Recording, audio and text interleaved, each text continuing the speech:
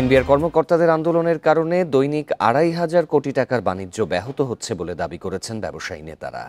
তাই দ্রুত আলোচনা করে অচলাবস্থার অবসান চান তারা। শনিবার রাজধানীর একটি হোটেলে শীর্ষস্থানীয় বিভিন্ন ব্যবসায়ী সংগঠন আয়োজিত সংবাদ সম্মেলনে তারা কথা বলেন। এ সময় তারা বলেন, এনবিআর চেয়ারম্যানের অপসারণ কোনোভাবে কাম্য নয়। প্রায় এক মাস ধরে চলা এনবিআর কর্মীদের আন্দোলনে বড় ধরনের ক্ষতির মুখে পড়েছে আমদানি রপ্তানি নির্ভর ব্যবসা প্রতিষ্ঠানগুলো। দিন দিনে অবস্থা আরও ঘনীভূত হলে শনিবার সংবাদ সম্মেলন করে ব্যবসায়ী নেতারা।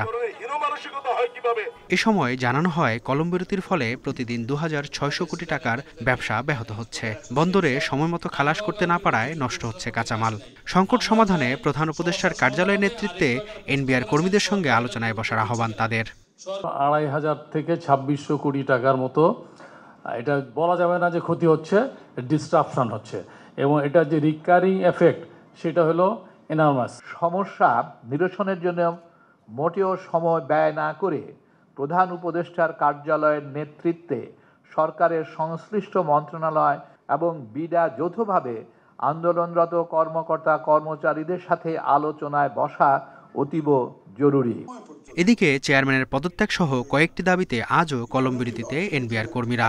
তবে ব্যবসায়ী নেতারা বলছেন, এনবিআর চেয়ারম্যানের পদত্যাগের দাবির কোনো যৌক্তিকতা নেই। যে আপনি চেয়ারম্যানকে রিমুভ করে দিবেন, তাইলে মানে শুধু আমরা আপনার সাথে আলোচনায় বসবো। হু আর ইউ টু ডিসাইড? তো কালকে বলবো যে আপনার এই মেম্বার সাহেবকে রিমুভ করেন, পরশুদিন বলবো যে ওই কমিশনার সাহেবকে রিমুভ করেন, তারপরে তার সাবঅর্ডিনেট স্টাফরা তাকে সেটা ডিমান্ড করবে। এটা তো হতে পারে না। বাস্তবতা হলো যে আমরা তাদের কাছে জিম্মি।